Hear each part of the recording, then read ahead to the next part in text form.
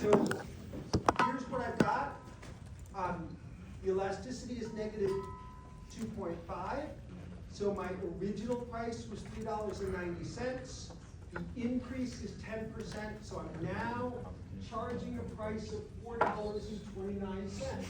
And that's great because that means that my margin, which was 45 cents, is now 84 cents per gallon. So I make more money on every gallon that I sell, but I'm gonna sell fewer gallons. And how many gallons fewer? I was selling 50,000 gallons, but because the elasticity is negative 2.5, I'm gonna sell 25% fewer gallons. And so instead of selling 50,000 gallons, I'm now only gonna sell 37,500. And how did I get that value?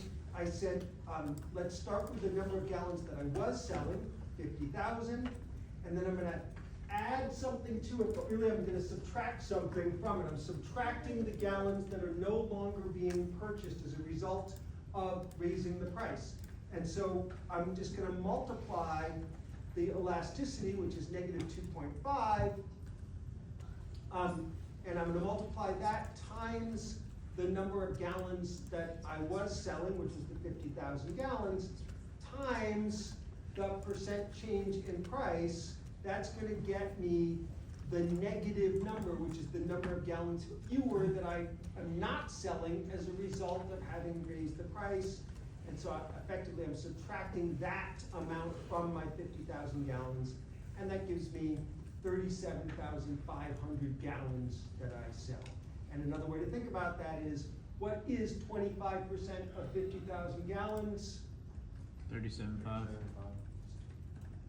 No, that's 75%. Oh, sorry, 12,005. Yeah, right, so it's the 12,500 are gone. What remains is the 3750.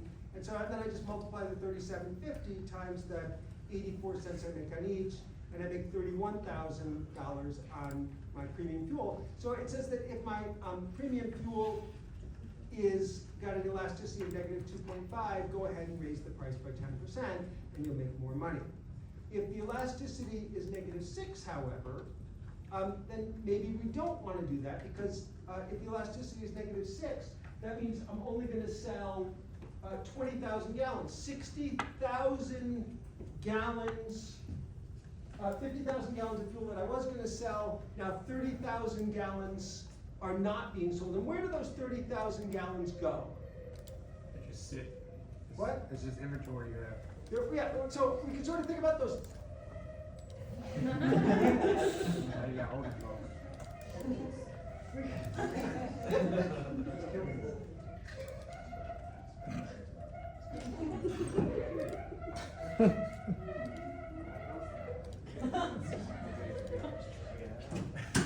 Everybody's got it up here.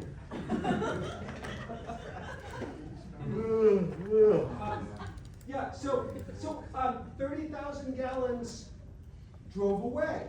They said the fuel is too expensive, and they probably went to my competitor down the street or across the road. They still need gas for their cars, but they didn't buy it from me because the price was too high.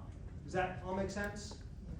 Okay, so it says if your elasticity is negative 6, do not raise the price of the fuel. But there's a wrinkle. Because it's also possible that rather than those 30,000 gallons driving away, maybe what happens is that some of those people, instead of buying premium fuel, switch and buy the regular fuel. If that were the case, then what would happen is, when I raise the price of the premium fuel, I sell fewer gallons of that premium fuel. So there's a inverse relationship, a negative relationship between the price and the quantity demanded for my premium fuel.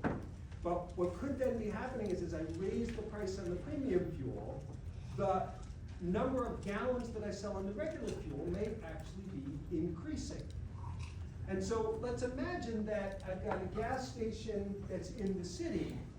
It's really easy for customers to just drive across the street to the competition I won't expect that I'm gonna sell a lot of fuel to those customers. If it's too expensive, they're just gonna drive away and they're gonna go to the competition. But on the highway, where there aren't any other gas stations, then they're gonna have to make a choice, and maybe a higher percentage of those gallons will end up being sold as regular fuel.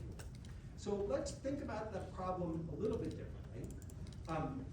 Let's imagine that I've raised the price by 10% on the premium fuel, and I've lost the number of gallons that I expect to lose, but let's assume that in the city, 25% of the lost fuel ends up as premium sales, as regular sales. And let's imagine on the highway, 75% of the lost fuel ends up as regular sales. And so what we've got is a way of measuring not price elasticity of demand, own price elasticity of demand, but what we refer to as cross price elasticity of demand. The price on one product is influencing the demand of another product. The price on the premium fuel may be increasing the demand for the regular fuel. And you can see this in other places, in supermarkets, for instance. If the supermarket lowers the price of cake frosting, what happens to the demand of cake frosting? Goes up. Goes up. What happens to the demand of cake mixes? Also goes up without changing the price, because there's what we call cross price elasticity. In this case, we have substitute products. If I don't buy this one, I might buy that one. And so as the price of one goes up, the demand of the others might go down. In this case, because it's a choice, when the price of one goes up, the demand of the other one goes up, and as the price of one goes up, its own demand goes up. So shouldn't they raise the price of that second one too? Well, we might be able to do that, but let's look to see what happens first before we start monkeying with the price on the regular fuel. Let's just see what happens to the demand of that regular fuel, and then we might be able to do that. So here we've got elasticity of -6. Let's solve for those two scenarios. Take a few minutes and solve for the two scenarios. Imagine that those 30,000 gallons, 25% of them goes into regular fuel. That would be in the city. Or 75% of that goes into regular fuel. That's in the country, or on the highway. Yeah, using the B scenario. Yeah. Right, so I'll so in the city locations, 25% of the lost premium fuel becomes regular sales. In the highway locations, 75% of the premium fuel that's lost becomes regular. And then, Jeffrey, I think this will start to get to your question.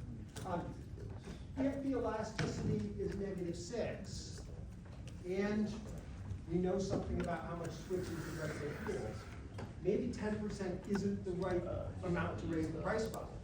Maybe some other amount might actually be better. We're going to take something better. And hint, a way to solve it rhymes with malver or revolver.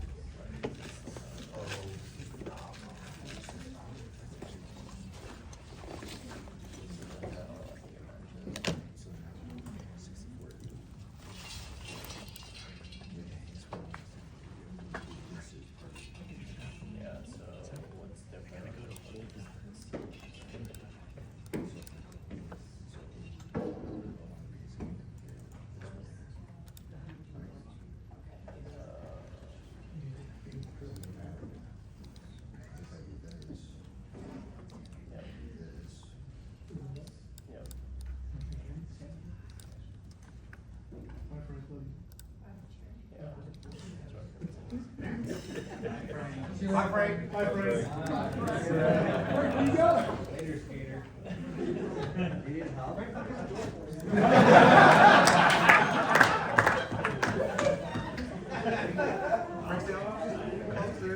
Frank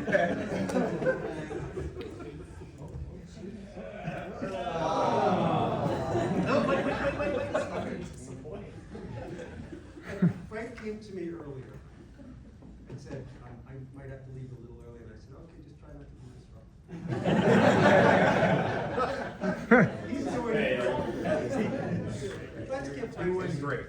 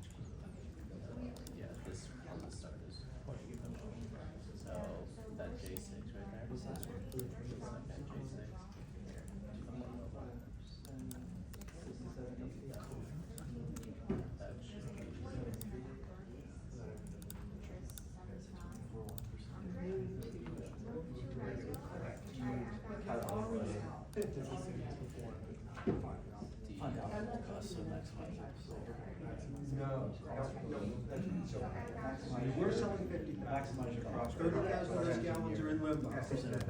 25% of them come yours, the other 75 goes to That's the same. It's a couple of these that are down, essentially.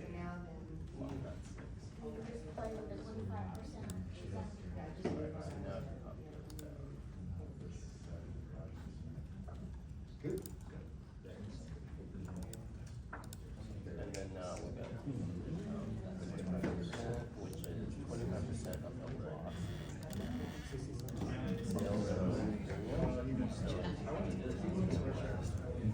Sales and this one here. Anybody need a hint? Difference between this and the original. So not inside of the not this one.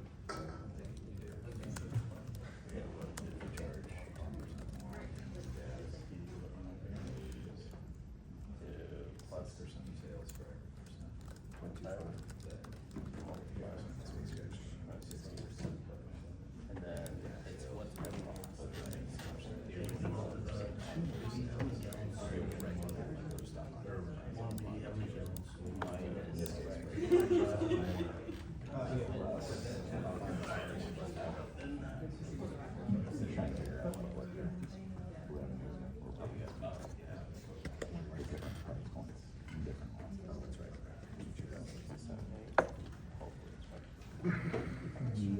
So then the next one is similar. It's so I can do actually lock the Jason. And then I don't know how you guys in the back can see the number. I can barely see too many forms down here.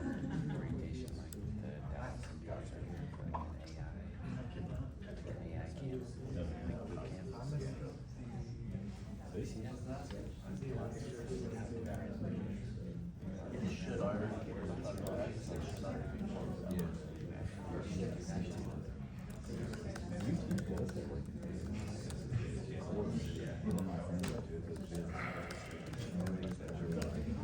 You guys know? All right, let's review, just make sure we'll see how folks did. So, we just finished saying, wait a minute, you're thinking about raising the price on premium fuel, With an elasticity of -6, we end up losing money if we do that. We should leave the price where it is. But once we start to think about the fact that we sell multiple products in the product line, and the change in price in one and the change in demand in one might influence the demand in another, then maybe that changes the calculus a little bit. And in this case, I don't mean calculus, but how we calculate. And so here, we're gonna assume that 25% of those gallons switch into the regular fuel. So in this case, let's move this thing over here. I have raised the price by 10% with an elasticity of -6, and so I only have 20,000 gallons that I'm gonna sell. And if 25% of the 30,000 gallons switch, that's 70,500 gallons more that I sell in my regular fuel than I did in the base case, which was 120,000 gallons.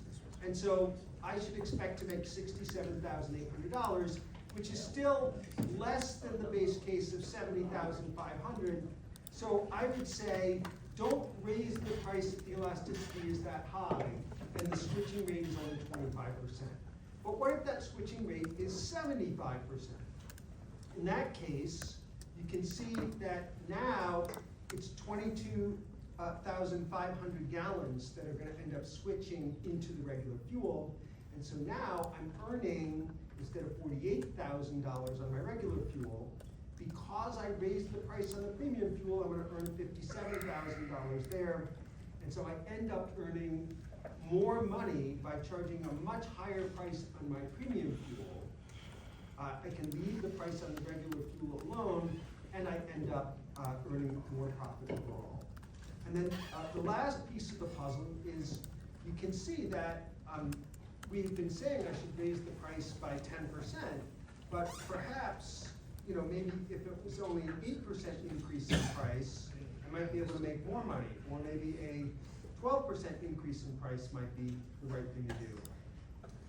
And so what I can do is, I can use solver, right? This is point 1, or you can just use brute force, but I'll say solver, help me out here. And I'm gonna say, hey, data solver.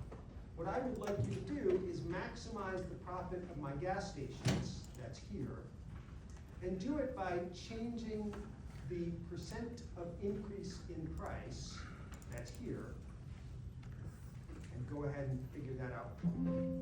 And what it finds is the best thing to do is to raise the price by 6%, not by 10%, and that will give me a profit of $75,000, as long as I get that 75% switch rate. And I've never actually tried this, but I am going to try it now. What if that switch rate is 25%? Is there a price that increases this? Yeah, actually. Can you give the switch rate to the solver? Can I figure out what switch rate? Yeah, to the solver, give the switch rate and the percentage. Well, I could. Let me just. Yeah, you could. The switch rate is something that I don't have control over. The switch rate is just what customers will do. So that's a given. I mean, I could let software out what's the optimal switch rate, but I don't know how I would go about getting that switch rate in the marketplace, because that's customers making decisions. Does that make sense to you? Right, so I'm just assuming that it is a 25% switch rate. So I'm just a little confused here. Yeah. This switch rate, isn't that somehow tied to elasticity, because that's what elasticity is, right? Yeah, so with this elasticity, it's a good question. This elasticity right here, in fact, this -6 here, tells me that's what we call own price elasticity. That is the way in which the number of units of premium fuel will change as a result of a change in the price of premium fuel. The switch rate is those people who were in premium fuel, not buying premium fuel anymore, are shifting into the regular fuel. And so I've got the elasticity of the premium fuel affecting the premium fuel, and then I've got the price change in the premium fuel affecting the sales on the regular fuel. And so effectively what I've got is, we're not seeing it so evidently here, but that switch rate represents a cross-price elasticity of demand.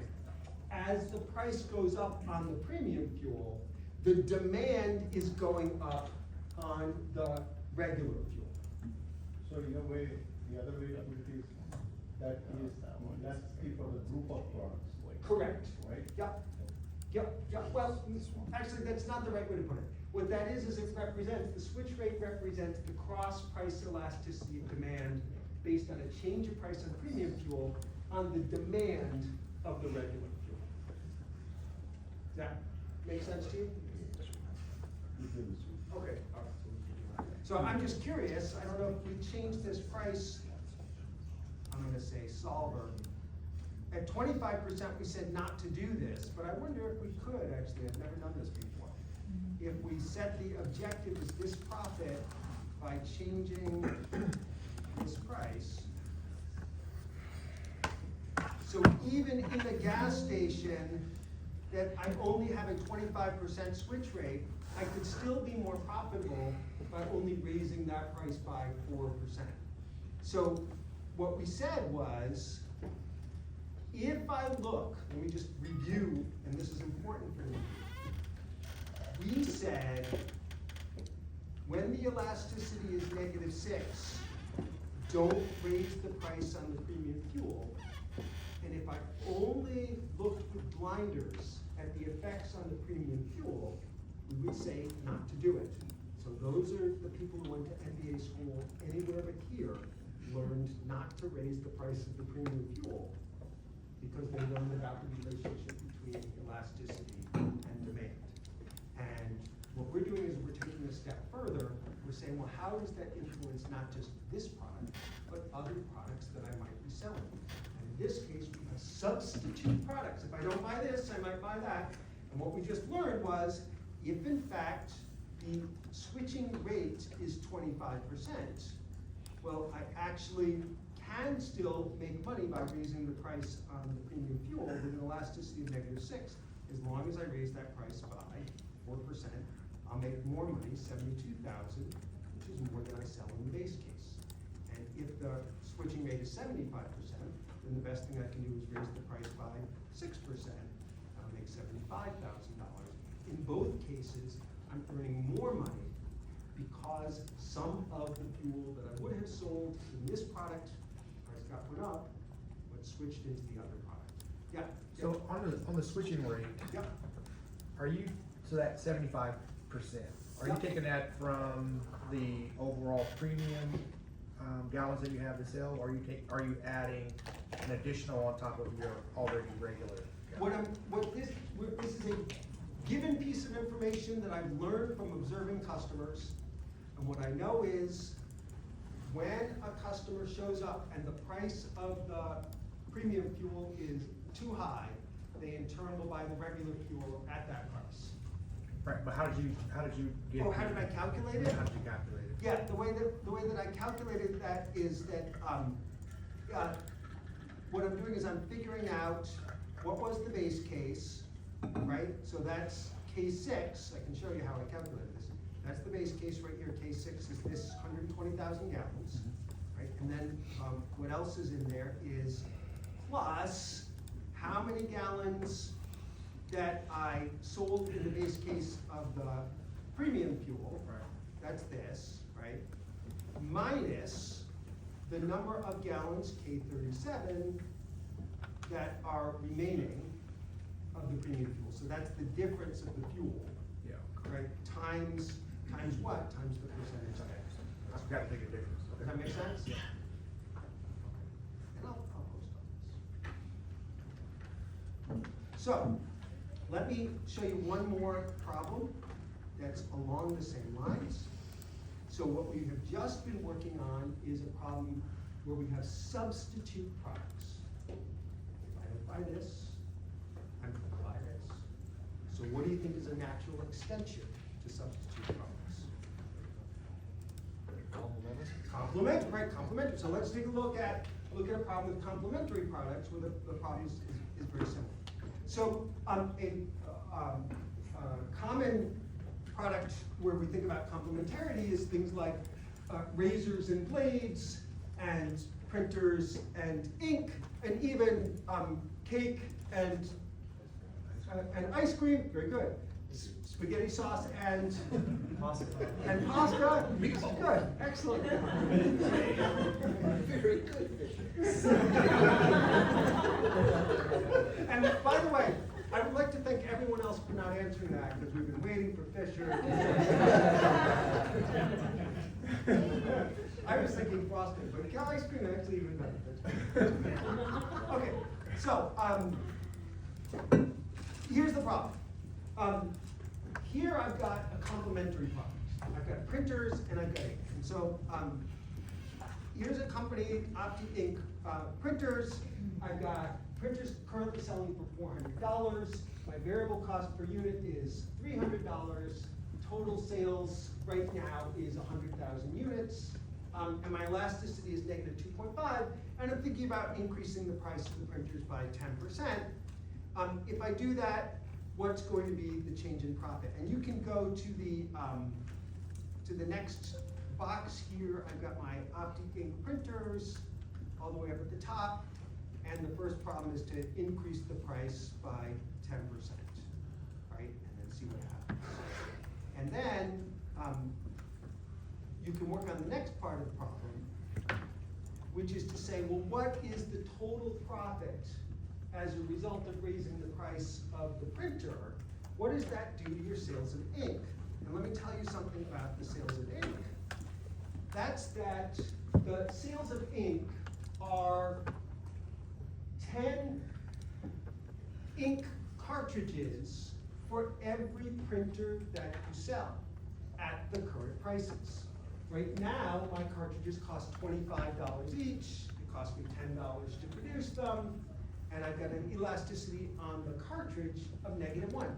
And it kind of makes sense that the price elasticity on the printer, -2.5, that means that as I raise the price, I lose a 25% with a 10% increase in price, but that the ink people are a little bit less elastic, because once I've got the printer, I'm kind of stuck buying the ink from that company. So what does that do to the overall price or rather, what does it do to the overall profitability? If I raise the price of the printer, that means I sell fewer printers, that means I sell less ink. So how much profit am I gonna have? And then as you work through this problem, you can see that there's some other options that we might have. Maybe not change the price of the printers at all, but increase the price of the cartridges rather than change the price of the printers, or maybe decrease the price of the printers and increase the price of the cartridges.